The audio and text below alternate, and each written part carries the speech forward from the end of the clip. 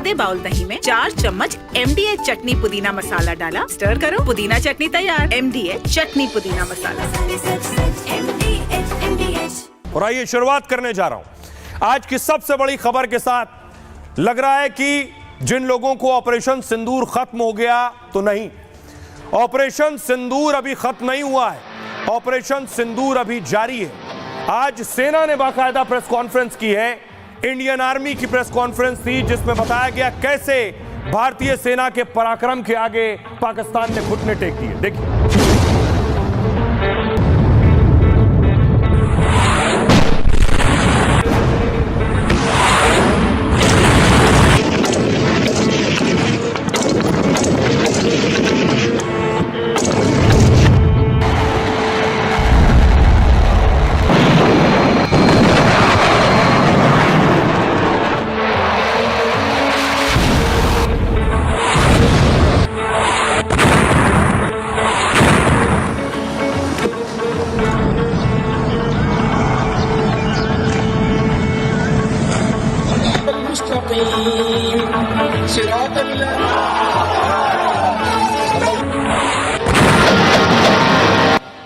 भारतीय सेना ने वीडियो जारी किया था। उसके बाद देखिए, भारतीय सेना के जवान जहां जा रहे हैं, फूलों से उनका स्वागत हो रहा है, फूलों की बारिश हो रही है उनके ऊपर।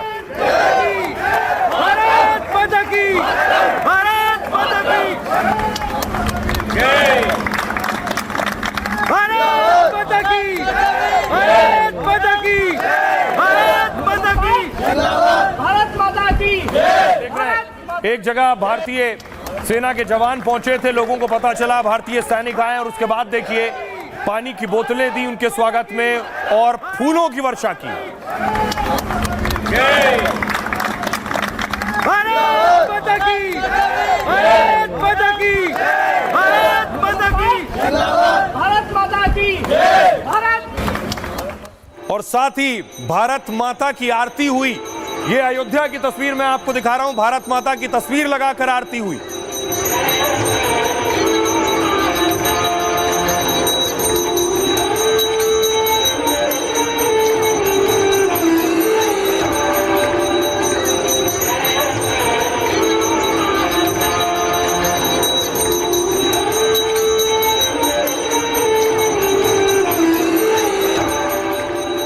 और दूसरी तरफ शहबाज शरीफ का मजाक उड़ रहा है।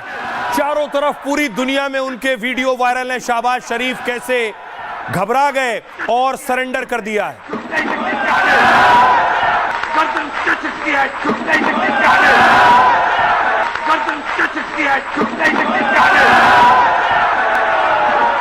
कि आप अपने गरेबान में झांके, अपने पंजाबी में कहते हैं अपने मंजी थले आप अपना झाड़ू दें। क्या कहते हैं मंजी थले? डांग दे, मंजी थले डांग दें, मंजी थले डांग दें, डांग फेरे, sorry Manji, I am sorry, माफी, मंजी थले डांग फेरे।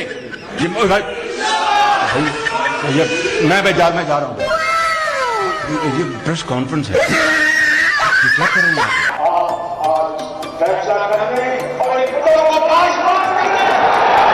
मैं इंशाल्लाह वादा करता हूँ कि जल्द आपसे मिलूंगा और फिर वो बातें बताऊंगा जिससे पाकिस्तान अजीम बनेगा, अजीम बनेगा। तो शहबाज शरीफ की जग हंसाई हो रही है, जिस तरह से घबराए और डरे हुए उन्होंने प्रेस कॉन्फ्रेंस की। दूसरी तरफ भारत की विजय के बाद प्रधानमंत्री नरेंद्र मोदी उन हीरोज से भी मिले जिन्होंने दिन रात एक किए। तीनों सेना प्रमुख और CDS, ये आप देख रहे हैं अजीत डोभाल साहब, रक्षा मंत्री राजनाथ सिंह, ये आज की तस्वीर मैं आपको दिखा रहा हूं, विदेश मंत्री, दूसरी तरफ admiral Dinesh Tripathi, AP Singh, CDS Anil Chauhan, army chief general Upendra Dwivedi. यह हाई लेवल मीटिंग प्रधानमंत्री नरेंद्र मोदी ने की। उसके बाद सेना की बैठक हुई, कमांडर्स की मीटिंग हुई, ये उसकी तस्वीर आप देख रहे हैं। कमांडर्स की बैठक में आगे की तैयारी पर बात हुई, कैसे एक्शन पूरा किया गया, अब आगे कैसे पाकिस्तान को जवाब देना है, इस पर भी भारतीय सेना के कमांडर्स ने बात की है। लेकिन बड़ी चीज जो एक निकल कर सामने आई कि भारतीय नेवी भी पूरी तरह से तैयार थी और कराची पर अटैक करने वाली थी। अरब सागर की तस्वीरें आप देख रहे हैं, अरब सागर में INS विक्रांत तैनात कर दिया गया था और अरब सागर से घेराबंदी हो रही थी और किसी भी वक्त ग्रीन सिग्नल मिलता और कराची पर अटैक हो जाता। ये तस्वीरें नेवी ने जारी की थी कि हम भी पूरी तरह से तैयार थे कराची को पूरी तरह से कब्जे में लेने के लिए और उस पर हमला करने के लिए, चाहे वो भारतीय पनडुब्बियां हो या फिर युद्धपोत हो।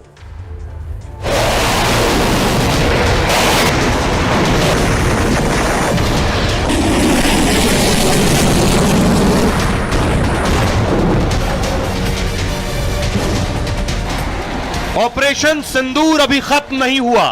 पाकिस्तान और आतंकियों की हर हिमाकत का मुंहतोड़ जवाब देगा भारत। मोदी ने पूरी दुनिया को बता दिया कि सीज फायर की आड़ में अब पाकिस्तान अगर कुछ करेगा तो हिंदुस्तान का जवाब बहुत खतरनाक और बहुत विध्वंसक होगा। पाकिस्तान से अगर गोली चलेगी तो भारत से गोला चलेगा। ये सारी एक्टिविटीज तो वॉर में शामिल हैं, तो ये कहना मुश्किल है कि आगे क्या होगा। वो स्पेक्यूलेटिव जोन में आ जाता है और मैं स्पेक्यूलेट नहीं करना चाहता। 4 दिन में ही पाकिस्तान ने अपनी ड्रोन और मिसाइल वाली साजिश का अंजाम देख लिया। ब्रह्मोस में चुन चुन कर पाकिस्तान के 11 एयरबेस तबाह कर दिए। उसके कई रडार और डिफेंस सिस्टम को भी तहस नहस कर दिया। पाकिस्तान के 40 जवान भी ढेर हो चुके हैं। यह देश का ऐलान भी है और दुश्मन को चेतावनी भी कि अब हमला किया तो छोड़ेंगे नहीं। पाकिस्तान वालों से पूछ लेना चाहिए कि ब्रह्मोस मिसाइल की ताकत क्या है। तो ब्रह्मोस की ताकत क्या है, योगी कह रहे हैं पाकिस्तान वालों से पूछो, वो भी बता सकते हैं। लेकिन प्रधानमंत्री ने बताया है ऑपरेशन सिंदूर खत्म नहीं हुआ है। प्रधानमंत्री ने अमेरिका को भी बता दिया और भारतीय सेना ने भी बता दिया है सिर्फ सीज फायर हुआ है, भारत का ऑपरेशन पूरा नहीं हुआ है। पीएम मोदी ने पाकिस्तान के खिलाफ यह बड़ा ऐलान किया है। कहा पाकिस्तान से गोली चलेगी तो यहां से गोला चलेगा। पाक कोई भी हरकत करता है तो अंजाम खतरनाक होगा। अब आतंक के खिलाफ कोई बात नहीं होगी, बस कार्रवाई होगी। पीएम मोदी ने अमेरिका को भी साफ और कड़ा संदेश दे दिया है। कहा हमें किसी मध्यस्थता की कोई जरूरत नहीं है। कश्मीर को लेकर अब केवल एक ही मुद्दा बचा है और वो मुद्दा पीओके को वापस कराना है, इसके अलावा कुछ और नहीं है। जब तक आतंकियों का सफाया नहीं होता ऑपरेशन चलेगा। सेना को आतंकियों और घुसपैठियों पर एक्शन की खुली छूट है। अब पाक के ड्रोन, मिसाइल या जेट आए तो उसकी कीमत चुकानी होगी। सेना ने बयान जारी कर पाक की हिमाकत और नुकसान की जानकारी दी। कहा पाकिस्तान ने जम्मू से लेकर पठानकोट, जैसलमेर तक हमला किया। उनके लगातार एयरबेस और पोस्ट पर हमले को हमने नाकाम किया, लेकिन हमने पाक के कई एयरबेस और डिफेंस सिस्टम तबाह कर दिए। हमारे ऑपरेशन में पाकिस्तान के 40 अफसर और जवान मारे गए। यह जानकारी पहली बार सामने आई है कि भारतीय सेना ने भी पाकिस्तान के 40 जवान मार गिराए।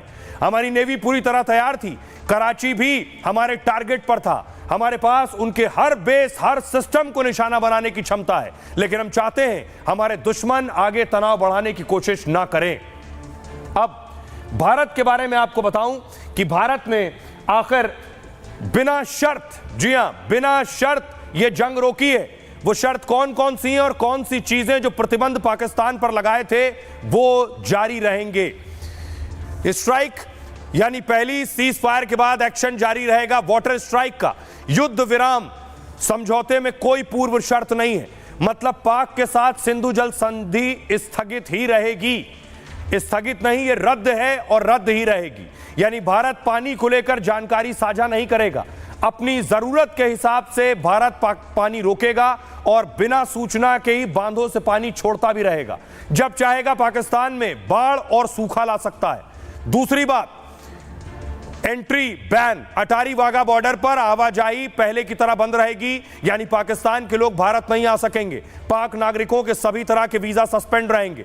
तीसरी स्ट्राइक, व्यापार और एयर स्पेस, पाकिस्तान से सभी तरह के व्यापार पर रोक रहेगी। भारतीय जहाज न पाकिस्तानी बंदरगाह की ओर जाएंगे और ना ही कोई पाकिस्तानी जहाज भारतीय तट पर आ सकेंगे। भारत और पाकिस्तान का एयर स्पेस बंद रहेगा। भारत विदेश जाने के लिए पाक के हवाई रास्ते का इस्तेमाल नहीं करेगा। अब सवाल ये, हम लोगों के बीच गए, हमने जानने की कोशिश की कि पाकिस्तान ने घुटने टेक दिए।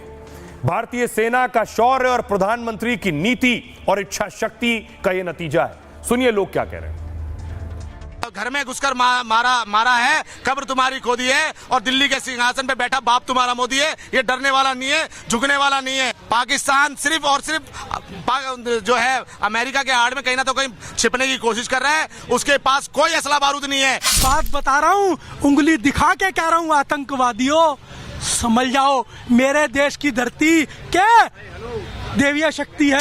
घुटने में तो मोदी ने 48 घंटे में ला दिया है, अभी उनको थोड़ा बाकी था, लेकिन उनकी हालत ये स्थिति हो गई, पूरे वर्ल्ड में वो माफी मांगने लगे, भैया सीज फायर करो। पाकिस्तान जिस तरीके से रो रहा था, गिड़गिड़ा रहा था, चरणों में गिर पड़ा था कि भैया माफ कर दो, माफ कर दो। कभी अमेरिका के पास दौड़ रहा है, कभी रशिया के पास दौड़ रहा है, कभी चाइना के पास दौड़ रहा है। तो ये हमारे लिए एक बहुत बड़ी जीत है। अपनी पूरी ताकत से पाकिस्तान को उसकी औकात दिखा दिया है और आगे भी ऐसा दुस्साहस वो लोग करेंगे कभी तो हम लोग मुंह तोड़ जवाब देंगे। बहुत अच्छा किया, मैं तो कहती हूँ बिल्कुल वहीं से ठूस देना था उनको, बिल्कुल ठूस दो, बिल्कुल बहुत ही अच्छा। भारत माता की जय। जी ने कहा था कि आतंकवादी कहीं पे भी हों, ढूंढ के उनको मिट्टी में मिलाया जाएगा, और वो कार्य उन्होंने करके दिखा दिया ये 3 दिनों में। कार्रवाई की, इतनी सख्त कार्रवाई की कि पूरी तरह पाकिस्तान घुटने पे आकर गिड़गिड़ाने लगा। 7,800 करोड़ की उसको कम से कम आर्थिक चोट दी है, अब उसको उस चोट से निकलने में ही समय लग जाएगा। उसने सिंदूर को बहुत हल्के में ले लिया था और नरेंद्र मोदी जी ने सिंदूर की उनको अहमियत बता दी। अब सोचिए जरा, पाकिस्तान घुटने पर कैसे आ गया।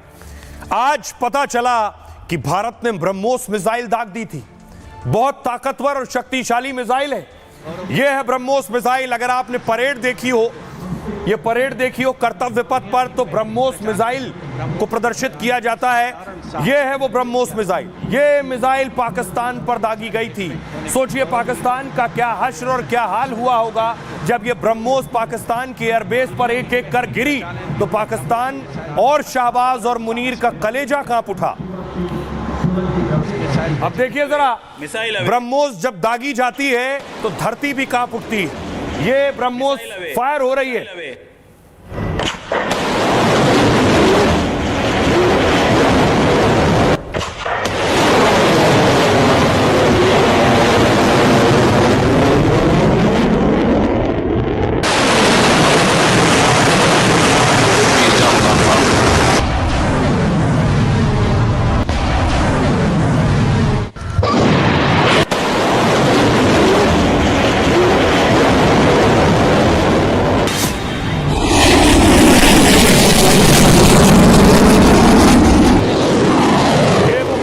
देख रहे हैं जो पाकिस्तान पर दागी गई, उनके एयरबेस पर दागी गई।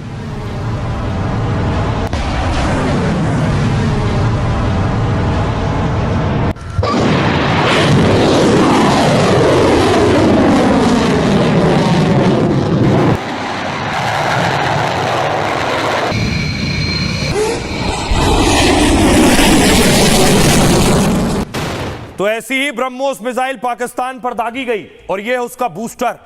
यह बूस्टर बीकानेर में मिला है, उसकी नोज भी इसे कहा जाता है। यह सबूत है इस बात का कि पाकिस्तान पर भारत ने अपनी सबसे ताकतवर मिसाइल ब्रह्मोस दागी। उसके पीछे का हिस्सा बूस्टर पीछे रह जाता है जो बीकानेर में मिला। अब देखिए जहां यह गिरा, जाके यह मिसाइल ब्रह्मोस जहां जहां गिरी उसकी तस्वीर देखिए। यह पाकिस्तान का एयरबेस था, नूर खान एयरबेस। इसका हश्र क्या हुआ अगली तस्वीर में आपको दिखाऊं। यह है जब ब्रह्मोस गिरी है जाकर नूर बेस पर, पूरी तरह से तबाह हो गया ये बेस। नूर खान बेस में आके गिरा है। ये अटैक हुआ है नूर खान बेस पे, बिल्कुल घर के सामने। अभी एक जहाज गुजरा है और ये नूर खान बेस के ऊपर अटैक हुआ है। ये अभी एक दूसरा ब्लास्ट भी हुआ है हमारी ये नूर खान एयर बेस पे, और बहुत तेजी से ये एक और अटैक हुआ और ये आप लोग देख सकते हैं कि कितना ये काफी ज्यादा हुआ है। ये भी सेकंड ब्लास्ट हुआ है और ये काफी हैवी ब्लास्ट हुआ है। ये नूर खान बेस में आके गिरा है। ये अटैक हुआ है नूर खान बेस पे, बिल्कुल घर के सामने। अभी एक जहाज गुजरा है और ये नूर खान बेस के ऊपर अटैक हुआ है। ये अभी एक दूसरा ब्लास्ट भी हुआ है हमारी ये नूर खान दूसरा एयरबेस पर ब्रह्मोस दागी गई। ये है, इसका नाम है शाहबाज एयरबेस। हमले से पहले की तस्वीर आप देख रहे हैं, पूरा रंग रोगन दिखाई दे रहा है। ब्रह्मोस गिरने के बाद की तस्वीर देखिए। अगली तस्वीर देखिए। ये आप देख रहे हैं ऊपर का हिस्सा जो ये आपको नजर आ रहा है, ये पूरा उजड़ चुका है। यहां ब्रह्मोस दागी गई। केवल ब्रह्मोस से ऐसा थर्राया ये एयरबेस कि सब कुछ पूरा स्ट्रक्चर उजड़ गया है। ये ब्रह्मोस की ताकत शाहबाज एयरबेस पर नजर आई। जकोकाबाद में ये शाहबाज एयरबेस है। ब्रह्मोस एक ही नहीं, और भी एयरबेस पर दागी गई। दूसरा एयरबेस जो पाकिस्तान का है वो है भुलारी। ये भुलारी एयरबेस देख रहे हैं, पाकिस्तान का सही सलामत दिखाई दे रहा है आपको। अगली तस्वीर देखिए ब्रह्मोस गिरने के बाद। ये आप देखिए दूसरी तस्वीर, ये जो मैं आपको दिखा रहा हूं, ऊपर से छेद आपको नजर आ रहा है।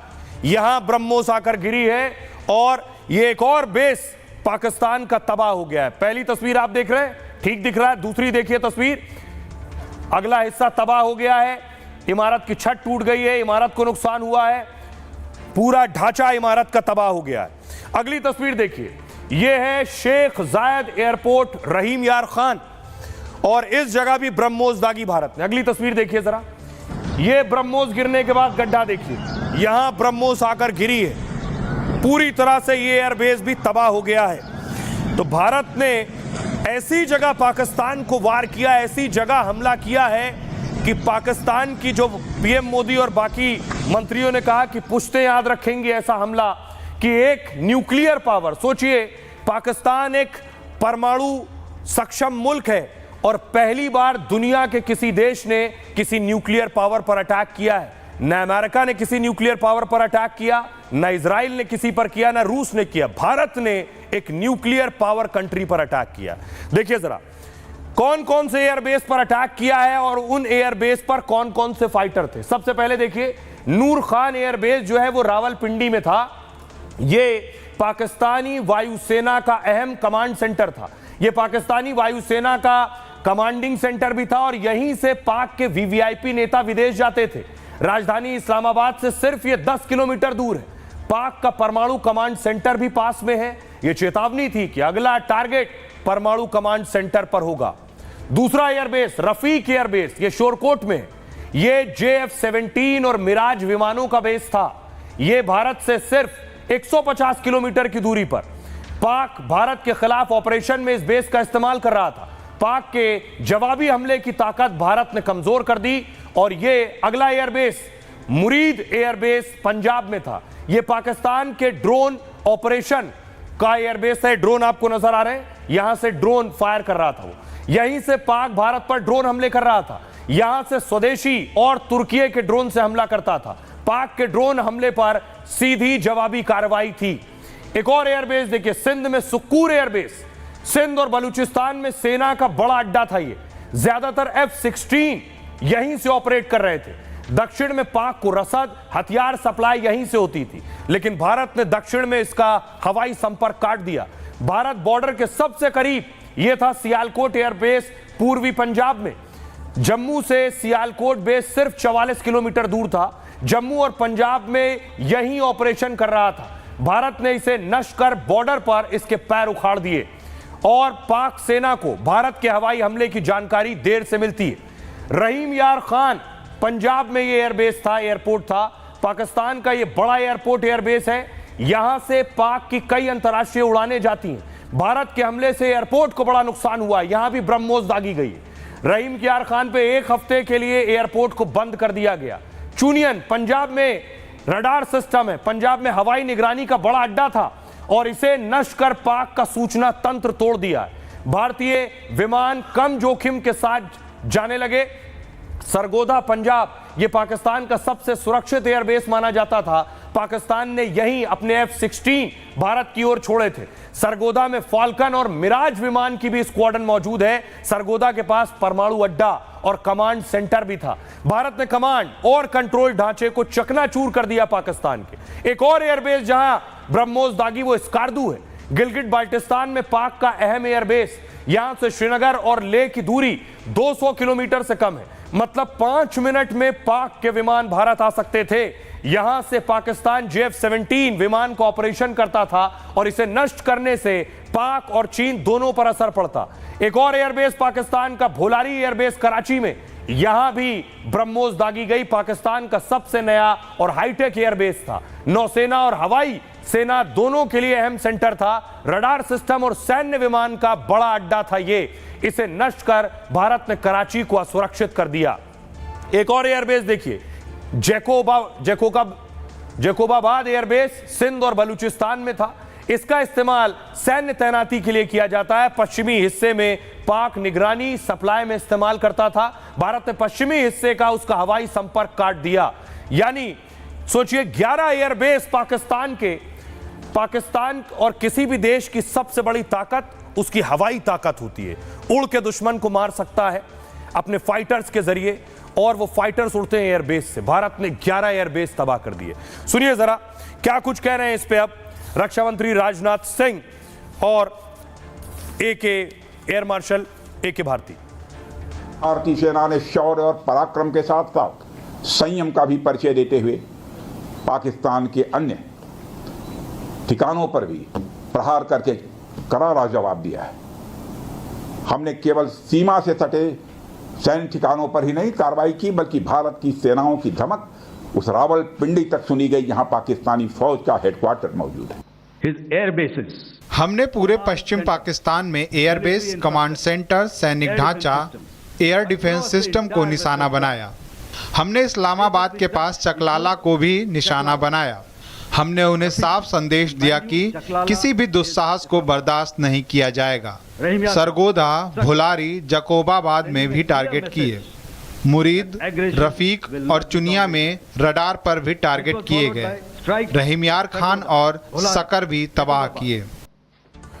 अब यह है कि पाकिस्तानी सेना को ब्रह्मोस मिसाइल के ख्वाब और सपने आएंगे कि भारत ने कौन सी मिसाइल दागी थी। इस मिसाइल की ताकत देखिए जरा। यह है ब्रह्मोस एक हाइपरसोनिक क्रूज मिसाइल है।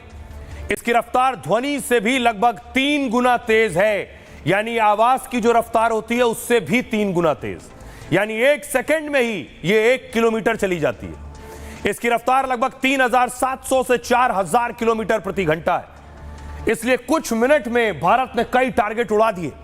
ब्रह्मोस मिसाइल 10 मीटर ऊंचाई पर उड़ान भरती है। इससे किसी भी एयर डिफेंस की पकड़ में नहीं आती है। यही वजह है कि ब्रह्मोस के सामने पाकिस्तान के एयर डिफेंस फेल हो गए। जमीन से जमीन पर हमले की रेंज इसकी 450 किलोमीटर है। यानी एयरबेस 450 किलोमीटर होता तब भी यह दागी जा सकती थी, और इसे 800 किलोमीटर तक बढ़ाया भी जा सकता है। इस रेंज में दिल्ली से ही इस्लामाबाद टारगेट पर है। अभी तक टारगेट 450 किलोमीटर रेंज में ध्वस्त किए गए हैं। इसे जमीन, हवा, समंदर कहीं से भी लॉन्च कर सकते हैं। पनडुब्बी से भी पानी के अंदर 50 मीटर पर छोड़ सकते हैं। नेविगेशन होने की वजह से ब्रह्मोस सटीक हमला करती है, और यही वजह है कि रिहायशी इलाकों में भी सटीक हमला करती है। भारत की तीनों सेनाओं के पास ब्रह्मोस मिसाइल है। यानी पनडुब्बी से भी दागी जा सकती है, फाइटर से भी दागी जा सकती है, और सेना भी इसे दाग सकती है, थल सेना। आइए आपको सुनवाऊं, सुनिए जरा। योगी आदित्यनाथ बता रहे हैं कि ब्रह्मोस की असली ताकत कौन जानता है। ब्रह्मोस मिसाइल क्या होती है, अभी आपने ऑपरेशन सिंदूर के अंदर इस मिसाइल के पराक्रम की एक झलक देखी होगी, और नहीं देखी होगी तो कम से कम पाकिस्तान वालों से पूछ लेना चाहिए कि ब्रह्मोस मिसाइल की ताकत क्या है। आतंकवाद को जब तक हम पूरी तरह कुचलेंगे नहीं, तब तक समस्या का समाधान होगा भी नहीं। अब समय आ गया है जब इसको कुचलने के लिए हम सबको एक स्वर से प्रधानमंत्री मोदी जी के नेतृत्व में पूरे भारत को, पूरे उत्तर प्रदेश को मिलकर के इस अभियान के साथ जुटना होगा। आतंकवाद कुत्ते की पूंछ है जो कभी सीधी होने वाली नहीं, जो प्यार की भाषा मानने वाली नहीं है। उसको उसकी भाषा में जवाब देने के लिए तैयार होगा, और इस दिशा में भारत ने ऑपरेशन सिंदूर के माध्यम से दुनिया को एक संदेश दे दिया है। और आइए आपको बताऊं, ब्रह्मोस ऐसी दागी गई कि ब्रह्मोस की डिमांड बढ़ चुकी है, और ब्रह्मोस अब उत्तर प्रदेश में बनने जा रही है। आज से ही ब्रह्मोस यूनिट की शुरुआत कर दी गई है। योगी आदित्यनाथ देखिए खुद पहुंचे थे, रक्षा मंत्री राजनाथ सिंह भी मौजूद थे, और ब्रह्मोस की यूनिट यूपी में लग गई है, और अब उत्तर प्रदेश में भी ब्रह्मोस बनेगी। आखिर ब्रह्मोस की ताकत क्या है मैंने आपको बता दिया, इसीलिए इसकी डिमांड है। अब ब्रह्मोस की नई यूनिट लखनऊ में इसकी शुरुआत हो गई। दिल्ली से ही रक्षा मंत्री राजनाथ सिंह ने वर्चुअली उद्घाटन किया। यह यूनिट 300 करोड़ लागत से 200 एकड़ में बनाई जा रही है। यहां हर साल 80 से 100 ब्रह्मोस मिसाइल बनाई जाएंगी, जबकि 100 से 150 अगली पीढ़ी की ब्रह्मोस का उत्पादन होगा। सिर्फ 1 साल के समय में ही यहां से उत्पादन शुरू हो जाएगा। भारत में कई ब्रह्मोस मिसाइल की उत्पादन यूनिट अभी मौजूद हैं और इसके साथ कई राज्यों में नई यूनिट बनाने की भी तैयारी हो रही है। रूस के सहयोग से भारत में बनी ब्रह्मोस की मांग दुनिया में तेज है। ब्रह्मोस मिसाइलों का ऑर्डर करीब $7 अरब तक पहुंच गया है। इसमें भारत और निर्यात दोनों के लिए ऑर्डर शामिल है। फिलीपींस, इंडोनेशिया, वियतनाम ने भी ब्रह्मोस का ऑर्डर दिया है, जबकि यूएई, अर्जेंटीना जैसे देशों ने ब्रह्मोस में रुचि दिखाई है। हालांकि ब्रह्मोस का निर्यात भारत, रूस दोनों की सहमति पर निर्भर है। फिलीपींस में ब्रह्मोस मिसाइल की डिलीवरी भी पहुंची है। यह है ब्रह्मोस की ताकत। सुनिए जरा एक्सपर्ट्स ब्रह्मोस पर क्या कह रहे हैं। फैसिलिटी है ये 2026 में इसकी शुरुआत हो जाएगी। यहाँ प्रोडक्शन की 27-28 तक इसकी प्रोडक्शन फुल फ्लेज हो जाएगी। ये जो ब्रह्मोस एनजी है ये नई मिसाइल है, ब्रह्मोस की ही एक वेरिएंट है, जिसको कि एक तो ये हल्की है और दूसरा इसकी रेंज भी ज़्यादा है और ये हवाई जहाज़ के ऊपर बड़े आराम से जो है हर हवाई जहाज़ के ऊपर ये लगाई जा सकती है, चाहे वो रफाल हो हमारा, चाहे SU हो, सबके ऊपर लगाई जा सकती है। और इसका सबसे बड़ी जो वो चीज़ है ये थोड़ी हल्की है। जो ब्रह्मोस जो पहले जो है हमारी जो नॉर्मल वो उसके और इसमें वजन में भी कमी है, तो इससे ये जो है बड़ी एक वर्सेटाइल चीज बन गई है ब्रह्मोस एनजी, और ये हर प्लेटफॉर्म से लॉन्च की जा सकेगी, चाहे वो एयर है, चाहे वो लैंड है, चाहे वो सी है। तो ये कैपेबिलिटी जो है हिंदुस्तान को एक बहुत फार रीचिंग कैपेबिलिटी देगा। पाकिस्तान ने जो गुहार लगाई है सीज फायर की, अमेरिका के पास दौड़ा गया। क्यों? क्योंकि ब्रह्मोस का जो अटैक हुआ उसके 3 बेसिस के ऊपर, वहाँ पे तब पाकिस्तान की नींद खुली कि अटैक क्या होता है, और एकदम से उन्होंने गुहार लगाई कि हमको सीज फायर चाहिए। हाँ, पाकिस्तान मीडिया में तो ये कहने की कोशिश करेगा नहीं इंडिया ने सीज फायर किया है, जब असलियत ये है कि पाकिस्तान ने अमेरिका के प्रेसिडेंट को कहा और अमेरिका के प्रेसिडेंट ने रिक्वेस्ट करी कि सीज फायर करो। उनकी इज्जत करते हैं, भारत इज्जत करता है अमेरिका की, तो सीज फायर बात हो गई है। तो पाकिस्तान ने हमारी मिसाइल ब्रह्मोस की ताकत देख ली, लेकिन उनकी बड़ी मिसाइल कैसे फुस हो गई। यह है भारी भरकम दिखने में, फतेह नाम है इसका, लेकिन नाम फतेह रख लेने से फतेह होती नहीं है, फ्लॉप हो गई। यह फतेह 2 मिसाइल है उनकी, और कैसे फ्लॉप हुई जरा देखिए। यह पड़ी है फतेह, फतेह का हाल देख लीजिए। फतेह को आसमान में ही हार का मुंह देखना पड़ गया और एयर डिफेंस सिस्टम ने गिरा दिया। ये लोग लेकर जा रहे हैं।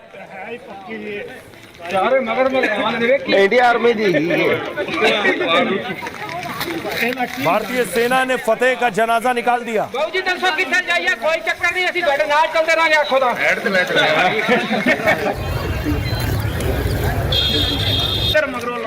और आइए आपको बताऊं ये फतेह 2 आखिर फ्लॉप कैसे हुई, क्या हुआ।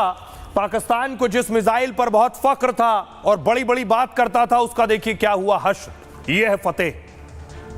फतेह 2 मिसाइल पर पाकिस्तान को बहुत नाज था। वो फतेह 2 को अचूक और बेहद सटीक मानता था। मीडियम रेंज की मिसाइल की मारक क्षमता तो 400 किलोमीटर है।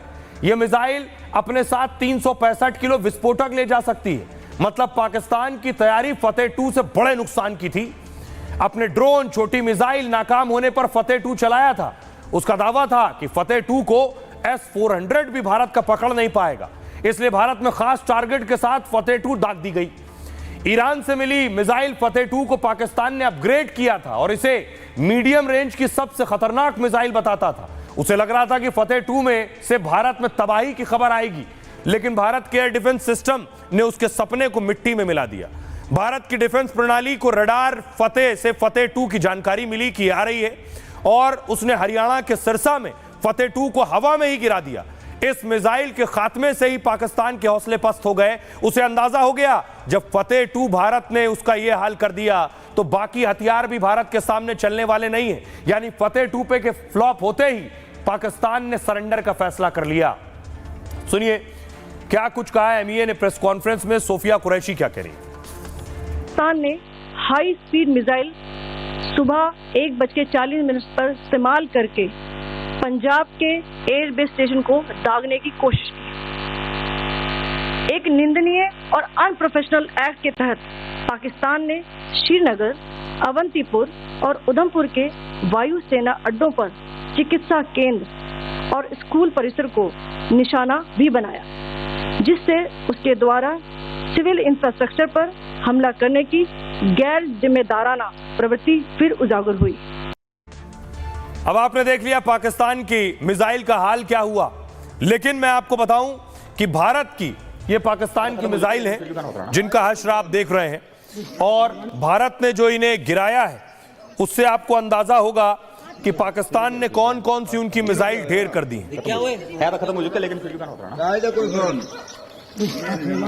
अगली तस्वीर दिखाऊं, एक और बाड़मेर में भी पाकिस्तानी मिसाइल गिरी थी, ये है वो। अब आपको बताऊं कि भारत के सामने और भारत की मिसाइलों के सामने पाकिस्तान की मिसाइल कहीं ठहरती है क्या, उनका कंपैरिजन देखिए जरा। भारत के पास अग्नि 5 है, भारत की सबसे ताकतवर मिसाइल है ये इंटरकॉन्टिनेंटल बैलिस्टिक मिसाइल है। इसकी रेंज है 5500 किलोमीटर। चीन, पाकिस्तान समेत आधी दुनिया इसकी रेंज में परमाणु हथियार ले जाने में सक्षम है। पाकिस्तान के पास ऐसी एक भी मिसाइल नहीं है। पाकिस्तान के पास है शाहीन 3। पाकिस्तान के पास यही सबसे खतरनाक मिसाइल है। इसकी रेंज 2750 किलोमीटर है और परमाणु हथियार ले जाने में सक्षम है ये। पूरा भारत भी इसकी जद में नहीं आता है। भारत की अग्नि 5 के आगे कहीं नहीं टिकती है। भारत के पास ब्रह्मोस है, दुनिया की सबसे घातक मिसाइल मानी जाती है। सुपरसोनिक क्रूज मिसाइल है ये। 400 से 700 किलोमीटर तक इसकी रेंज है, जिसे बढ़ाया भी जा सकता है। परमाणु हथियार भी ले जा सकती है और 4939 किलोमीटर प्रति घंटा इसकी रफ्तार है। बीच रास्ते में ही अपना डायरेक्शन यानी दिशा भी बदल सकती है। पाकिस्तान की है शाहीन 1, कम दूरी की बैलिस्टिक मिसाइल है ये। रेंज 750 से 1000 किलोमीटर है। 2013 के बाद कोई परीक्षण इसका नहीं किया पाकिस्तान ने। भारत के पास K4 मिसाइल है, submarine launch ballistic missile. 3500 kilometre इसकी रेंज है और परमाणु हथियार ले जाने में सक्षम है ये। पूरा पाकिस्तान इसकी जद में आता है। बीच रास्ते में दिशा बदलने में सक्षम है। इस टक्कर की कोई मिसाइल पाकिस्तान के पास नहीं है। शाहीन 2 जमीन से हवा में मार करने वाली मिसाइल है ये। रेंज इसकी 2500 किलोमीटर है। परमाणु हथियार ले जा सकती है अपने साथ। भारत के पास है पृथ्वी 3 बैलिस्टिक मिसाइल है ये। 750 किलोमीटर इसकी रेंज है और परमाणु हथियार ले जाने में सक्षम है। हमले के 25 मीटर के दायरे में सब कुछ खत्म। पाकिस्तान के पास बाबर है, मीडियम रेंज सब सोनिक क्रूज मिसाइल है। इसकी रेंज 900 किलोमीटर है। परमाणु वॉर हेड ले जाती है ये। भारत के पास है बराक 8, जमीन से हवा में मार करने वाली मिसाइल। 16 से 30 किलोमीटर इसकी रेंज है और 2469 किलोमीटर प्रति घंटा रफ्तार है। पाकिस्तान के पास है Gauri, medium range ballistic missile है ये। रेंज इसकी 1500 किलोमीटर है। 2015 में आखिरी बार इसे टेस्ट किया गया। तो मिसाइल की ताकत की तुलना में भारत पाकिस्तान से कहीं आगे। आइए आपको सुनवाऊं, सुनिए जरा उन लोगों को, उन परिवार के लोगों को जिन्होंने अपनों को पहलगाम हमले में खोया था, क्योंकि इस जंग को भारत के जीतने के बाद सबसे ज्यादा सुकून उनके दिलों को मिला है। क्या कह रहे हैं वो? क्यों धन्यवाद, ये बहुत छोटे शब्द हैं। उन्होंने जिस तरीके से ऑपरेशन सिंदूर नाम रख के आतंकवादियों के 9 अड्डे ख़त्म किए थे, उनके लिए मैंने पहले भी कहा, मैं फिर से कहती हूँ, मुझे अपने आर्म फोर्सेस पे, अपने माननीय नरेंद्र मोदी जी पे बहुत बहुत विश्वास है। एंड थैंक यू, आपने हमारे लिए ये बदला लिया। लड़ाई पहली बात तो आतंकवाद के खिलाफ है। वो बात अलग है कि पाकिस्तान आतंकवाद को पनाह देती है। तो पहली लड़ाई तो हिंदुस्तान ने आतंकवाद के खिलाफ की है। आतंकवाद के खिलाफ ही उन्होंने ये जंग छेड़ी थी और उसी वजह से आतंकवाद को ख़त्म करने के लिए इस ऑपरेशन का नाम सिंदूर रखा है। मैं फिर भी बोल रही हूँ कि जब तक आतंकवाद है तब तक ऑपरेशन सिंदूर चलेगा। सेना के जवानों ने, हमारे देश की सरकार ने, हमारे प्रधानमंत्री ने अंदर घुस करके उनके आतंकियों के 9 अड्डे विध्वंस किए हैं और हमारे सेना ने बहादुरी पूर्वक ये कार्य किया है। और जो उन्होंने प्रत्युत्तर में पाकिस्तान ने हमारे देश में जो हमला करने की कोशिश की, उसको भी नाकाम किया हमारे देश के बहादुर सैनिकों ने। अब इसके बाद सरकार ने जो निर्णय लिया है वो सोच समझ कर ही लिया होगा। सरकार ने तो प्रत्युत्तर देने का पूरा प्रत्युत्तर लिया ही है। आतंकियों के 9 अड्डे पाकिस्तान में जो थे उनको नष्ट करने का काम किया है। ये कोई छोटी बात नहीं है। और उसके बाद सरकार की कार्रवाई कोई वहां के निर्दोष नागरिकों को मारने की नहीं थी, ना ही कोई हिंदू समाज का व्यक्ति चाहता है। हम लोग तो चाहते हैं कि आतंकवाद का सफाया हो, आतंकवादियों का सफाया हो।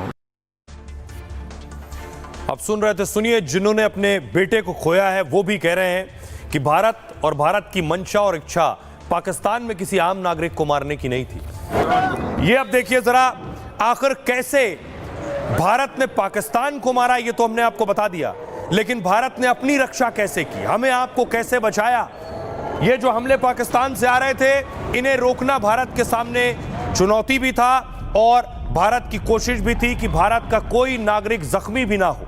इसलिए भारत का डिफेंस सिस्टम काम कर रहा था। और डिफेंस सिस्टम कौन कौन से थे? पहली तस्वीर देखिए, S-400 डिफेंस सिस्टम बॉर्डर पर लगा हुआ था। अकेले S-400 नहीं, ऐसे कई सिस्टम लगे हुए थे, एक S-400 उनमें से एक था। अगली तस्वीर देखिए, यह है Barak 8। Barak 8 air defence system भी काम कर रहा था, यह भी बॉर्डर पर लगाया गया था। तीसरी तस्वीर दिखाऊं मैं आपको, स्पाइडर, यह भी एयर डिफेंस सिस्टम है, वही रक्षा प्रणाली जो सीमा पर पाकिस्तान के हमलों को रोक कर रही थी। अगली तस्वीर देखिए, आकाश डिफेंस सिस्टम, यह भी पाकिस्तानी हमलों को नाकाम कर रही थी। तो भारत का जो डिफेंस सिस्टम था उसने बखूबी काम किया, अपनी ताकत दिखाई और उसी ताकत की वजह से पाकिस्तान का हर हमला जमीन पर आया। S-400 देखिए, भारत का सबसे मजबूत सुरक्षा कवच, ये ड्रोन, मिसाइल और विमान को खाक कर सकता है। ये 600 किलोमीटर तक दुश्मन के टारगेट को ट्रैक कर सकता है, यानी पाकिस्तान में 600 किलोमीटर पहले कोई भी हमला आ रहा है उसे ये ट्रैक कर लेगा और फिर 400 किलोमीटर दूर से ही उसे ढेर कर सकता है। S-400 में 4 तरह की खतरनाक मिसाइलें लगी होती हैं। रूस से मिला यह हथियार एक साथ 36 टारगेट खत्म कर सकता है। इजराइल के आयरन डोम से भी ज्यादा असरदार है ये। पाकिस्तान के हर हमले को इसने नाकाम कर दिया। अगला डिफेंस सिस्टम है बराक 8। पाकिस्तान को भारत ने बराक 8 से करारा जवाब दिया। भारत इजराइल ने मिलकर यह अचूक मिसाइल बनाई। 3 टन वजनी मिसाइल की रेंज करीब 100 किलोमीटर है। यह खतरे का पता लगाने वाली रडार प्रणाली से लैस है। यह लड़ाकू विमान, ड्रोन और मिसाइल ढेर करने में सक्षम है। और खास बात यह है कि बराक 8 बिना धुएं के आगे बढ़ती है, इसलिए कई बार दुश्मन को अंत तक अंदाजा ही नहीं होता है कि पाकिस्तान के कई हमले में बराक ने ऐसे ही नाकाम कर दिए।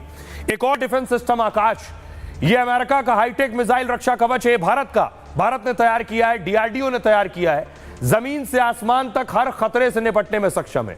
DRDO द्वारा विकसित आकाश की रेंज 45 किलोमीटर है और मतलब छोटी दूरी के टारगेट को तबाह करने में माहिर है। ये एक साथ 64 टारगेट ट्रैक कर और उसे तबाह कर सकता है और इसने एक साथ कई जगह पाकिस्तान की कोशिश नाकाम की है। यह है स्पाइडर, यह भी बॉर्डर पर तैनात थी जब दुश्मन और करीब से हवाई हमला कर रहा था, जैसे लाहौर से अमृतसर बेस टारगेट है या फिर सियालकोट से जम्मू टारगेट हो, तब भारत स्पाइडर मिसाइल से डिफेंस करता है क्योंकि इसकी रेंज 15 से 25 किलोमीटर है। रडार से लैस ये मिसाइल दुश्मन का काल है और रडार से लैस ये मिसाइल दुश्मन का खत्म कर देती है जो हथियार है, क्योंकि ये बेहद खामोशी से हमला करती है। दुश्मन इसकी लॉन्चिंग या लोकेशन नहीं पता कर पाता है, ये इसकी खासियत। डिफेंस एक्सपर्ट को सुनिए, वो बता रहे हैं कि भारत की रक्षा प्रणाली ने कैसे शानदार काम किया है।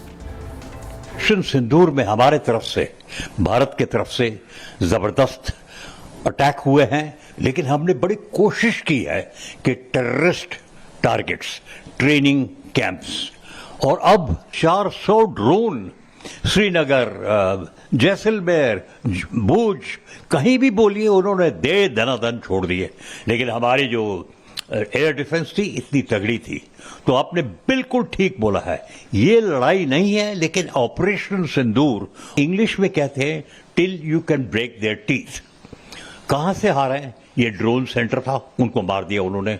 जो एक ड्रोन उनका सेंटर था लश्कर तैयबा के ट्रेनिंग कैंप में, तो ये जब इनको पता चला कि ट्रेनिंग कैंप में लोड, तो भारत ने मारा है। और जो प्रेस ब्रीफिंग में सच पता चल जाता है, भारत पूरी दुनिया को बता रहा है कि हमने क्या क्या डैमेज किया। लेकिन पाकिस्तान से इतना झूठ आ रहा है। लोग पढ़ रहे थे और फौरन लोगों ने लिखा है कि हवाई जहाज गिरे, लेकिन आज तक कोई हवाई जहाज नहीं गिरा। अब सोचिए जरा, बड़ी बात यह है कि जो हमले में मारे गए लोग हैं क्या उन्हें इंसाफ मिल गया है। इसके बाद ये जो पहलगाम की तस्वीरें मैं आपको दिखा रहा हूं, जिसके बाद भारत ने तय किया कि वो पाकिस्तान से बदला लेगा और आतंकियों को ढेर करेगा। ये हुआ भी। अगली तस्वीर मैं आपको दिखाऊं, ये वो लोग हैं जो पहलगाम हमले में जिनकी जानें गई। अब बदला कैसे हुआ, इंसाफ कैसे हुआ, अगली तस्वीर देखिए जरा। ये जो ताबूत उठे ये आतंकियों के ताबूत थे, और आतंकियों में भी छोटे मोटे आतंकी नहीं, बड़े बड़े आतंकी। और आतंकियों को ढेर कर भारत ने पहलगाम हमले का बदला भी लिया, इंसाफ भी हुआ। और उन लोगों के लिए भी इंसाफ है जिन्होंने अपनी आंखों के सामने अपनों को खोया था। ये ताबूत पाकिस्तानी झंडे में लपेटे गए ये आतंकियों के ताबूत हैं। सबसे पहले जो ढेर हुआ आतंकी हाफिज मोहम्मद जमील, आतंकी मौलाना मसूद अजहर का बड़ा बहनोई है। ये आतंकी संगठन जैश ए मोहम्मद का आतंकवादी, जैश के लिए फंडिंग जुटाने का काम करता था। भारत में कई आतंकी हमलों में इसका सीधा कनेक्शन था। बहावलपुर में जैश के आतंकी कैंप का मुखिया था ये। दूसरा आतंकी मांगरा मोहम्मद यूसुफ, जैश के सरगना मौलाना मसूद अजहर का बहनोई था ये। मसूद अजहर के आतंकी संगठन जैश का मुख्य सदस्य 1999 में IC-814 विमान के अपहरण में भी शामिल था। जैश में आतंकियों को हथियार की ट्रेनिंग की जिम्मेदारी मोहम्मद यूसुफ की थी। जम्मू कश्मीर में कई आतंकी हमलों में सीधा कनेक्शन था इसका। उस्ताद जी मोहम्मद सलीम घोसी साहब के नाम से जाना जाता था। मोहम्मद यूसुफ के अलावा मुरीदके में लश्कर के आतंकी कैंप का इंचार्ज था ये। लश्कर के इस आतंकी कैंप का नाम मरकज तैयबा था, और इसी आतंकी की मौत पर पाकिस्तान ने सम्मान दिया। पाक की फौज की तरफ से गार्ड ऑफ ऑनर दिया गया इसे। मुदस्सर और अबू जंदाल नाम से भी इसे जाना जाता था। खालिद आतंकी संगठन लश्कर तैयबा का मुख्य सदस्य था जो आतंकी मारा गया। जम्मू कश्मीर में हुए कई आतंकी हमलों में शामिल रहा ये। अफगानिस्तान से हथियारों की तस्करी करता था। जनाजे में पाक आर्मी के अफसर भी शामिल हुए। खालिद के साथ अबू अक्शा नाम से भी इसे जाना जाता था। एक और आतंकी मोहम्मद हसन खान, आतंकी संगठन जैश ए मोहम्मद का मुख्य सदस्य था ये। पीओके में ऑपरेशनल कमांडर असगर कश्मीरी का बेटा। जम्मू कश्मीर में हुए कई आतंकवादी हमलों में शामिल रहा है ये।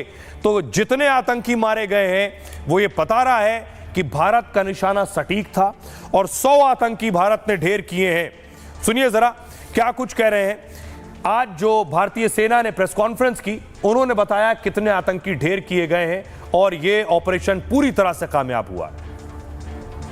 ऐसे ही ऑपरेशन सिंदूर कॉन्सेप्चुअलाइज हुआ तो हमारा जो पीछे की कार्रवाई होती है, स्पेड वर्क और टारगेट्स को आइडेंटिफाई और एनालाइज करने की कार्रवाई शुरू हो गई थी। मैंने जब स्टेटमेंट दिया तो मैंने बताया कि बहुत सारे थे, हमने 21 दिखाए होंगे और भी हैं, लेकिन वो लिस्ट फिल्टर करते करते 21 तक पहुंची।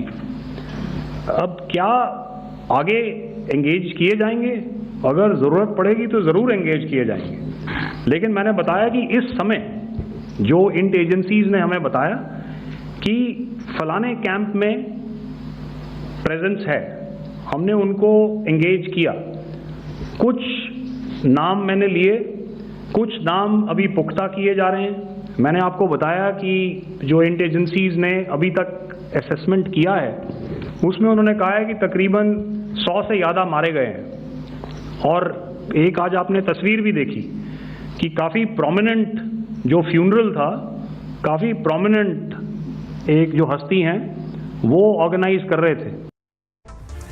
एक तरफ भारत पाकिस्तान को मार रहा था और दूसरी तरफ बलूचिस्तान लिबरेशन आर्मी पाकिस्तान के जवानों को ढेर कर रही थी। बीएलए ने भी पाक सेना पर हमले तेज कर दिए थे।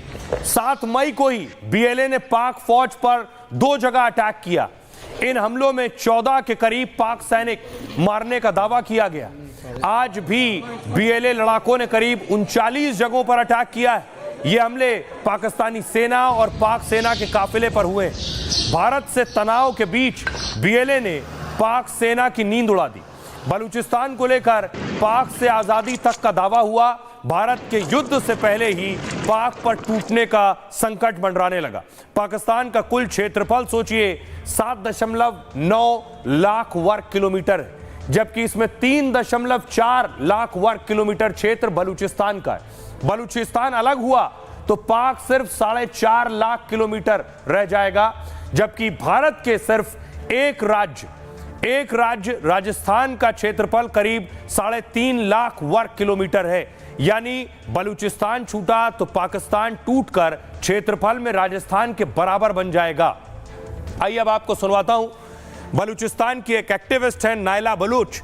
इस परिस्थिति में उनका एक पुराना बयान बहुत वायरल है, सुनिए क्या कह रही है पाकिस्तान के बारे में। एक मुल्क जो कब्जा किया गया वो आजाद हो रहा है, बलूचिस्तान। बाकी जिन मुल्कों के हिस्से चोरी किए गए हैं वो मुल्क अपने हिस्से वापस लेंगे, तो इसमें तो और कोई मुल्क नजर ही नहीं आ रहा। दूसरी बात, जो अंदर हिंदुस्तान के अंदर जिन लोगों को पाकिस्तान से प्रेम है उन्हें पाकिस्तान का पता नहीं है। उनको सिर्फ उन लोगों से मिल लेना चाहिए जो इसी प्रेम के कारण 47 में हिंदुस्तान छोड़कर पाकिस्तान गए थे। 75 साल से वो महाजिर हैं, उन्हें वहां हिंदुस्तानी कहते हैं, उन्हें कोई पाकिस्तानी मानता ही नहीं। काटते हैं, उनको टॉर्चर करते हैं, उनकी बेटियां उठाते हैं, उन्हें पाकिस्तान में कोई इज्जत मिली ही नहीं। इन्होंने जियाउल हक जिस वक्त फौज में था उसने उर्दून में जाकर 10,000 फलस्तीनी एक रात में मारे, एक रात में। पैसे जहां मिले पाकिस्तान की फौज जाती है। 2 लाख बलूचिस्तान में ये मार चुके हैं। बांग्लादेश में 30 लाख मार चुके हैं, जिसमें मेजॉरिटी मुसलमान थी। ये अफगानिस्तान में 4 लाख लोग मार चुके हैं। इतने मुसलमान किसी ने मारे आज तक जितने पाकिस्तान ने मारे। तुम्हें नजर नहीं आ रहा कि ये खूंखार दरिंदे हैं जो सिर्फ खून पीना जानते हैं, इनका कोई धर्म नहीं है, इनका कोई धर्म नहीं है, और ये तुम्हें उल्लू बना रहे हैं ताकि तुम अपनी माँ से लड़ो। दुनिया का जो सबसे जलील पासपोर्ट है इस वक्त वो पाकिस्तान का है। दुनिया में सबसे ज्यादा जलील किसी एयरपोर्ट पे कोई किसी को खड़ा करते हैं लाइन अलग करके, वो पाकिस्तानी है। दुनिया में सबसे ज्यादा वीजा एप्लीकेशन जिसकी रिजेक्ट होती हैं वो पाकिस्तानी है। लेकिन भारत ने जंग से क्या हासिल किया ये आपको बताऊं, उससे पहले जरा तस्वीर देखिए। सीज फायर भले ही हो गया हो, लेकिन भारत ने अचानक पानी छोड़ दिया है। बगलियार डैम से आप देख रहे हैं गेट खुल गया है और पानी छोड़ा जा रहा है, और ये पानी पाकिस्तान के कुछ इलाकों में बाढ़ भी ला सकता है।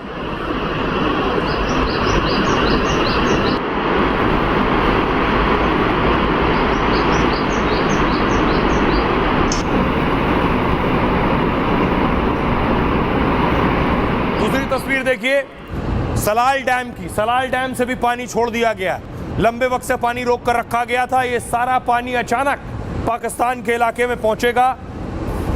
जो सिंधु समझौता रद्द किया गया है, वो समझौता रद्द करने के पीछे बड़ी वजह यह है कि अब हम पाकिस्तान को नहीं बता रहे हैं हम कब पानी छोड़ रहे हैं, कितना पानी छोड़ रहे हैं। तो 3 बड़ी चीजें जो पाकिस्तान पर हमला करने के बाद भारत ने जीती है और हासिल की। पहला है सैन्य सफलता। आतंकियों के खात्मे के साथ भारत ने 3 बड़े लक्ष्य हासिल किए। पीएम मोदी ने कहा था आतंकियों को मिट्टी में मिला देंगे। भारतीय सेना ने 9 आतंकी अड्डों को मिट्टी में मिला दिया। बहावलपुर, मुरीद के, मुजफ्फराबाद में आतंकी कैंप ध्वस्त हो गए। हाफिज सईद, मसूद अजहर के हेडक्वार्टर तबाह हो गए। मसूद अजहर के परिवार के 10 लोग मारे गए। मसूद अजहर का भाई रऊफ अजहर मारा गया। ऑपरेशन सिंदूर में 100 से ज्यादा आतंकियों का खात्मा हुआ। आतंकियों के ट्रेनिंग और लॉन्चिंग पैड तबाह हो गए। दूसरा लक्ष्य राजनीतिक। भारत ने सिंधु जल संधि को सीमा पर आतंकवाद से जोड़ा। जब तक पाकिस्तान आतंकवाद बंद नहीं करेगा तब तक सिंधु समझौता पूरी तरह से रद्द। पाकिस्तान के 17 करोड़ लोग प्रभावित होंगे। भारत से व्यापार पर प्रतिबंध जारी रहेगा। पाकिस्तान से व्यापार पर प्रतिबंध जारी रहेगा। पाकिस्तानी एयरलाइंस के लिए एयर स्पेस बंद रहेगा। पाकिस्तानी नागरिकों के लिए वीजा बैन जारी रहेगा। पाकिस्तान आर्थिक रूप से और कमजोर होगा। तीसरा और आखिरी जीत, मनोवैज्ञानिक जीत। भारत ने पाकिस्तान को सख्त संदेश दे दिया है। भारत ने घुस के मारेंगे वाली नीति को साकार किया है।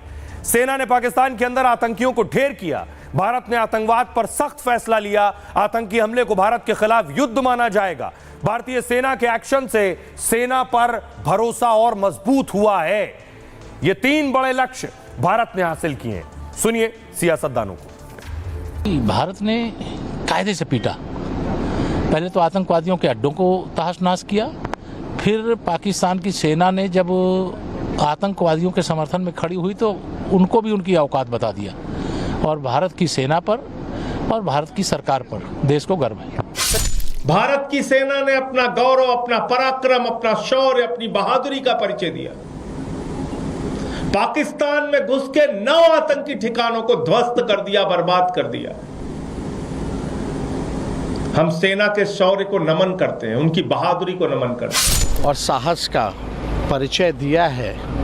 पाकिस्तान को मुंह तोड़ जवाब देने में भारतीय सेना ने बढ़िया जवाब जो है पाकिस्तान के लोगों को दिया है और भारतीय सेना पर हम लोगों को गर्व है। वायुसेना, थल सेना, हमारे सैनिकों का, हमारी फौज का जो पराक्रम और शौर्य है, मैं उसको सलाम करना चाहता हूं। और भारतीय सेना ने एक बार दोबारा दिखाया है कि वो दुनिया की सर्वोत्तम सेनाओं में से एक है। भीख मांग रहा था, गिड़गिड़ा था पाकिस्तान की, सीज फायर कर लीजिए। हमारी शर्तों पे सीज फायर हुआ है, तो हमें क्या फर्क पड़ता है कि कौन घोषणा करे नहीं घोषणा करे। सबसे पहले ट्वीट किसने किया? Donald Trump. सेकंड ट्वीट किसका हुआ? डिप्टी प्राइम मिनिस्टर पाकिस्तान, जो फॉरेन मंत्री भी हैं। और उसके आधे घंटे 45 मिनट के बाद हमारे विदेश मंत्री जयशंकर साहब ने ट्वीट किया। और दूसरा चीज़, हम क्या युद्ध लड़ने गए थे पाकिस्तान से? हम युद्ध तो लड़ने नहीं गए थे, हम तो गए थे वहाँ आतंकियों का सफाया करने। हमने 9 ठिकाने एक रात में साफ कर दिए। हमने एक बहुत ही टारगेटेड इंटरवेंशन किया था, प्रिसीजन के साथ, सिविलियन कैजुअलिटी ना हो इंश्योर किया, मिलिट्री एस्टेब्लिशमेंट को ना छुआ, आतंक की प्रयोगशालाओं पर सिर्फ वार किया, 9 आइडेंटिफाइड प्लेसेस। विश्व ने देख लिया कि भारत की सेना का क्या पराक्रम है। जिस तरह से आपने देखा कि पाकिस्तान की पार्लियामेंट में वहाँ के सांसद रो रहे थे फूट फूट के, वहाँ के सांसद अपने प्रधानमंत्री को कह रहे थे बुज़दिल है और डरपोक है, मोदी जी का नाम नहीं ले सकता। जिस तरह से वो घुटने के बल पे आए और जिस तरीके से उनकी तबाही हुई है, हमने कोई टारगेट नहीं किया, लेकिन जब उन्होंने हमारे सैन्य ठिकानों पे गया तो हमने उनकी चाहे फतेह 1 हो और चाहे जितनी मिसाइल और ड्रोन हो, उसको सबको न्यूट्रलाइज किया। लेकिन आज उनके तमाम एयरबेस तबाह हो गए। अब सोचिए जरा, भारत ने पाकिस्तान को पीटा और ये जंग जीते हम, लेकिन भारत का एक पड़ोसी चीन परेशान हो गया।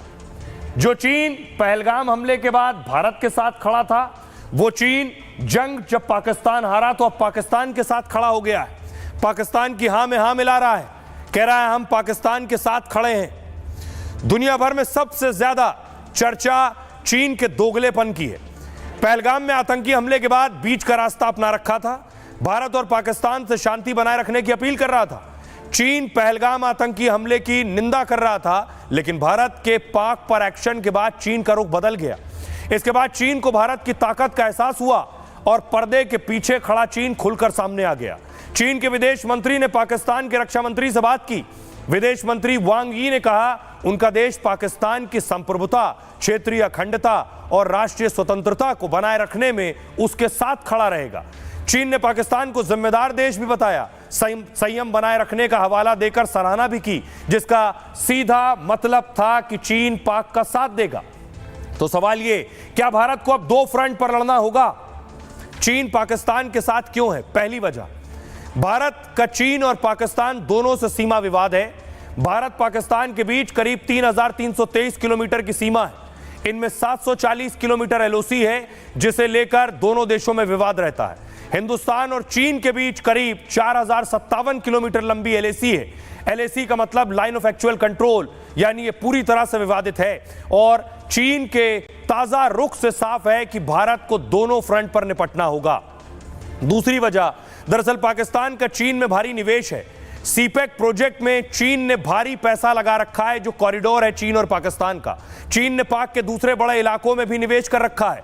ऐसे में चीन का आर्थिक हित पाकिस्तान से जुड़ा है। तीसरी वजह, बलूचिस्तान में चीन का निवेश है। तीसरी वजह, पाकिस्तान का बलूचिस्तान प्रांत उससे अलग होना चाहता है। वहां बगावत हो रही है, बलूचिस्तान के लोग भारत के करीब हैं। ऐसे में चीन को बलूचिस्तान में पैसा फंसने का डर सता रहा है। चौथी वजह, चीन की माली हालत खराब हो रही है, जबकि भारत तेजी से विकास कर रहा है। चीन को नुकसान हो रहा है, निवेशक भाग रहे हैं। इसमें से ज्यादातर निवेशक भारत के साथ आना चाहते हैं। ऐसे में चीन भारत को अस्थिर करना चाहता है। पांचवी वजह, चीन पाकिस्तान को हथियार सप्लाई करता है। पाक को फाइटर जेट और ड्रोन चीन से मिलते हैं। HQ-9P एयर डिफेंस सिस्टम भी चीन ने दिए हैं। चीन पाक को बड़ी संख्या में मिसाइल सप्लाई करता है। साफ है कि पाकिस्तान चीन का बड़ा हथियार मार्केट है। छठी वजह अमेरिका और चीन में दुश्मनी है। ऐसे में चीन को डर है कि पाक पर पकड़ कमजोर होगी। भारत पाक तनाव में अमेरिका बीच में पड़ा। पाकिस्तान में अमेरिका के दखल से उसकी मुश्किलें बढ़ेंगी। ऐसे में साफ है कि भारत को टू फ्रंट पर अब लड़ाई लड़नी है। चीन भारत को पहले धोखा दे चुका है और धोखा उसकी फितरत रही है हमेशा से। आइए अब आपको सुनवाता हूं। आज अर्नब गोस्वामी ने चीन की चालाकी और चाल भी बताई और पाकिस्तान का हाल भी बताया। सुनिए। अब इसमें ट्विस्ट है चाइना का। चाइना पर बहुत नजर रखने की जरूरत है। ये ऐसा देश है ना, कभी भारत उस पर भरोसा नहीं कर सकता और हमें टारगेट करना पड़ेगा। और आखिर में मैं एक बात कहूंगा, देखिए ये ब्रह्मोस मिसाइल क्या है? ये BrahMos missile unmatch speed and precision वाली मिसाइल है। ऐसा कोई R&D ने कोई ऐसा मिसाइल अभी तक बनाया नहीं है जो 450 से लेके 800 किलोमीटर की दूरी तक अटैक कर सकता है। और ये है पूरी स्टोरी कल की जो बात हुई। अब इसके बाद कोई भी, ये लोग पाकिस्तानी वैसे भी सीरियल अच्छा बनाते हैं, ये टीवी सीरियल अच्छा बनाते हैं, आपको पता है। ये टीवी सीरियल बना रहे हैं कि हमारी लव स्टोरी, एक तरफ हमारी लव स्टोरी में शहबाज शरीफ, एक तरफ डोनाल्ड ट्रंप और शहबाज शरीफ की क्या कहते हैं, एंडलेस लव स्टोरी को क्या कहते हैं सर इनके एंडलेस लव स्टोरी, अंतहीन लव स्टोरी चल रही है। मगर उसके बीच में चाइना का एंगल आ गया। चाइना ने कहा भाई हम तो तुम्हारे, हमने कहा था we are friends for all seasons, मगर चाइना बहुत लेफ्ट आउट फील कर रहा है। इसीलिए सिचुएशन जो मैं कह रहा हूं बहुत फ्रेजाइल है। जैसे हिंदी में कहते हैं कुछ भी हो सकता है। तो अर्नब बता रहे थे चीन का हाल, कि चीन कैसे साजिश रच रहा है और भारत को कैसे निपटना है। बहरहाल अब बात आज के सूत्र की, और यह सूत्र आज की भारत की स्थिति पर सटीक बैठता है। आज का सूत्र शिवाजी महाराज का है। क्रूरता के सामने निर्बल बने रहने से बेहतर है मानवता की रक्षा के लिए जरूरत हो तो बल का प्रयोग किया जाए। जिंदगी और जंग में कामयाबी का यह सूत्र दिया था छत्रपति शिवाजी महाराज ने। शिवाजी का जन्म 1630 में पुणे के पास हुआ, शिवनेरी में। बचपन में ही वो युद्ध करने और किला जीतने का खेल खेलते थे और बड़े होते होते सच में वो जंग लड़ने लगे, दुश्मनों पर हमले करने लगे। देश में तब मुगल साम्राज्य और उसका अत्याचार चरम पर था। तब शिवाजी महाराज ने मराठा साम्राज्य की नींव रखी। संख्या बल में शिवाजी की सेना मुगलों से बहुत कम थी, लेकिन शिवाजी ने खास गोरिल्ला युद्ध की तकनीक विकसित की। जंग जीतने के लिए वो वेश बदलकर जनता के बीच भी जाते थे और उनकी राय के हिसाब से अपनी रणनीति बनाते और बदलते थे। एक बार शिवाजी जंग के दौरान बुरी तरह से थक गए। महल बहुत दूर था, इसलिए पास में वो एक झोपड़ी में चले गए। वहां वनवासी बुढ़िया से कहा, माई बहुत भूख लगी है, कुछ खिला दो। सैनिक समझकर बुढ़िया ने खिचड़ी पकाई और पत्तल पर परोस दी। शिवाजी को जोर से भूख लगी थी तो जल्दबाजी में खिचड़ी के बीच में हाथ दे मारा और अपनी उंगलियां जला बैठे। ये देखकर बुढ़िया बोली, सैनिक वैसे तो समझदार दिख रहा है, फिर भी शिवाजी की तरह गलती कर रहा है। शिवाजी ने सैनिक के रूप में ही पूछा, माई कैसी गलती? बुढ़िया बोली, तुम किनारे की ठंडी खिचड़ी की बजाय खिचड़ी के बीच में हाथ डालकर अपनी उंगलियां जला रहे हो, वैसे ही शिवाजी भी छोटे छोटे किलों को जीतकर अपनी शक्ति नहीं बढ़ा रहा, वो बड़े किलों को सीधे जीतने की कोशिश में मुंह की खा रहा है। शिवाजी ने इस बात को गंभीरता से लिया, नए सिरे से तैयारी की और फिर शिवाजी औरंगजेब से कोई लड़ाई नहीं हारे और उन्होंने ही मुगल साम्राज्य के खात्मे की पटकथा लिखी थी। छत्रपति शिवाजी ने सूत्र दिया था, जब हौसले बुलंद हो तो पहाड़ भी मिट्टी का ढेर लगता है, बस अपने लक्ष्य पर अडिग रहना चाहिए। अब छोलिया हो या लोबिया, सफेद चने या काले चने, सब कुछ मजेदार बने।